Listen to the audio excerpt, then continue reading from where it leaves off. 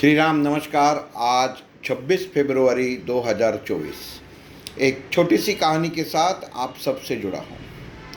एक राजा जो अपने कुछ सिपाही और प्रधान जी को साथ लेके शिकार के लिए जंगल जाता है। जंगल में अंदर बहुत बहुत अंदर जाने के बाद एक आंधी उठ जाती है और वो आंधी में पूरा तूफान जैसा वातावरण तैयार हो जाता है और सब लोग बिखर जाते हैं। सैनिक एक तरफ, प्रधान जी एक तरफ और राजा जी एक तरफ। जैसे ही आंधी रुक जाती है किसी को पता नहीं चलता कौन किधर है। राजा जी ढूंढते ढूंढते एक देखता है सामने एक झोपड़ी है। वो झोपड़ी में चला जाता है। अंदर देखता है कि एक अंधे महाराज बैठे हुए कुछ तपस्या कर रहे थे। वो उनको कहता है, महाराज जी आपको प्रणाम। मैं आपसे एक विनती करना चाहता हूँ कि क्या यहाँ पे मेरे सैनिक और प्रधान जी आए थे पूछने के लिए कि मैं कहाँ हूँ। अगर आपको मालूम है तो आप मुझे कृपा करके बताने का कष्ट करेंगे क्या। तो अंधे महाराज बोलते हैं, राजा जी आप झोपड़ी के बाएं हाथ चले जाइए, आपको सब मिल जाएंगे।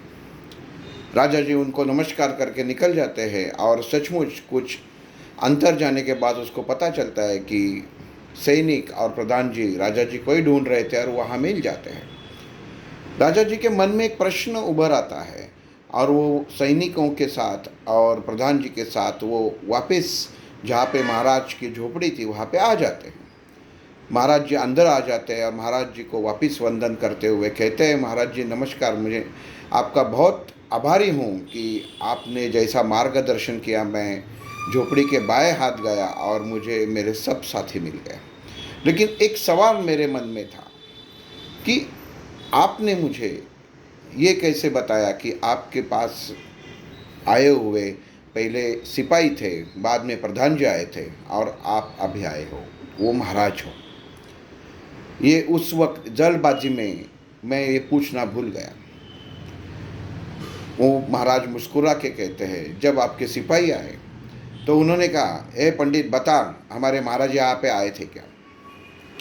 मैं समझ गया कि ये सिपाही है और उनको बाई तरफ मैंने भेज दिया।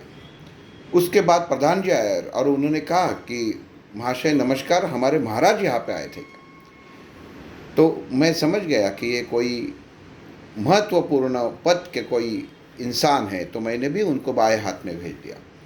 और बाद में आप आए जो मुझे सम्मानपूर्वक पूछा, तो मैंने भी आपको बाएं हाथ भेज दिया। दोस्तों कहानी यहाँ तक है, लेकिन कहानी का सारांश क्या है। कहानी का सारांश है जैसे वो महाशय बताते हैं कि सैनिक गए और उन्होंने पूछा, बताओ कहाँ गए हमारा राजा। जो पूछने का अंदाज था वो वहाँ से वो इंसान क्या है वो पता चल जाता है।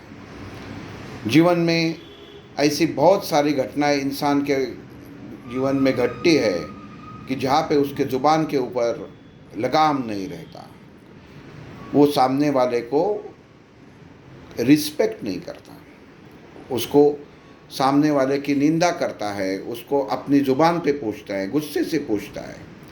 तो ज़िंदगी में हमेशा ये बात राजा जी की तरह याद रखनी चाहिए कि सामने वाले को पहला अभिवादन कीजिए, सामने वाले को नमस्कार कीजिए, सामने वाले को उसका सम्मान कीजिए और अनुमति लेके फिर पूछिए। क्योंकि कोई भी इंसान दादागिरी से कोई काम करता है, पूछता है, तो उसका फल भी उसको वैसे ही प्राप्त होता है। लेकिन जो इंसान आदब रखता है अपने व्यवसाय में, नौकरी में, कहाँ पे भी, कोई भी जीवन के व्यवहार में अगर आप अपना मुंह और अपनी ज़ुबान मीठी रखोगे, अदब से रखोगे, सामने वाले का सम्मान करोगे, तो आपको निश्चित रूप से सम्मान ही प्राप्त होगा। अगर सामने वाले से गुस्से से बात करोगे तो आपको जवाब भी उसी अंदाज से ही मिलेगा।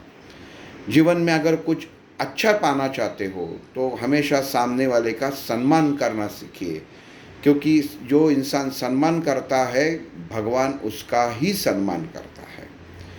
एक इंग्लिश में कहावत है, sweet word cost nothing but purchase everything.